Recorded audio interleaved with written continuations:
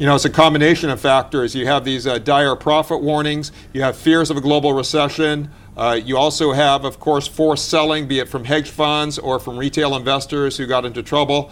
So there's a lot of pressure on the market right now. Richard, of course, Todd Benjamin, the man who told us so, he was saying this would happen for months. You're not impressed with what's going on today, are you? Look, we know this was going to happen. What worries me about today, and let's just take a look at the Dow Jones, down 389 points at the moment. Your maths is probably better than mine, Adrian, at working out what that is as a percentage of 8.2.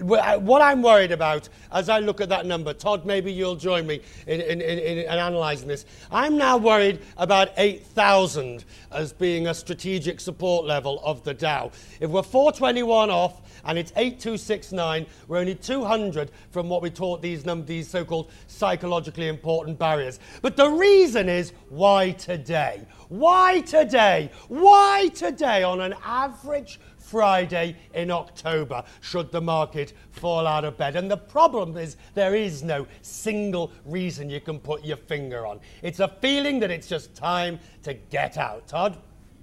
Well, I think, look, you can see why Friday. Obviously, a lot of times on Friday, people don't want to go into the weekend long. They don't know what the weekend's going to bring.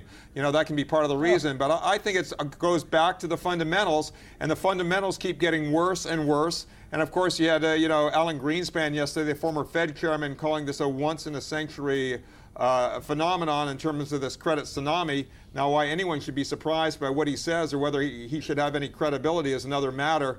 But again, that adds to nervousness as well. But I think the bottom line is people are realizing that the deep problems that we have in the economy, despite the massive doses of liquidity that central banks have put in, despite the guarantees that the governments are putting in, along with the recapitalizations, it's one thing to basically rebuild the banking sector. It's another thing to have to deal with the fallout from the credit crisis on the real economy. And that's what people are focusing on right now. This has been, when I saw Alan Greenspan's testimony yesterday, breathtaking. Talk about the man who pretended he wasn't driving the bus when it was careering down the road to go over the cliff. It was absolutely mind-boggling how that man could take. He made one or two mistakes believing the banks could regulate themselves. We're down 476 on the Dow. Todd, the question that worries people moment in, moment out is, where is the bottom? When does this end? How much lower can it go? I'm not prepared to put an answer to that. Are you? No, I'm not. And I think even Warren Buffett, who was buying stocks and helped boost the market recently, says he doesn't know where the bottom is. I think anyone who knows where the bottom is, I think they're kidding themselves, because we really don't know.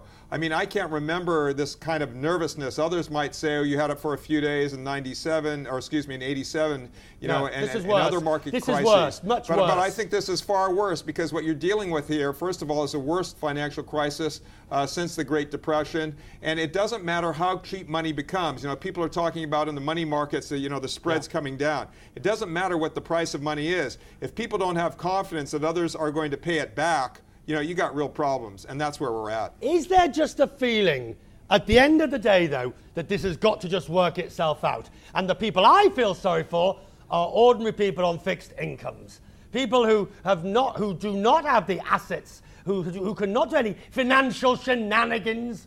The people who are seeing their investments destroyed, their retirements decimated, their plans thrown out the window. Those are the people who should be angry on the streets and crying for heads to roll.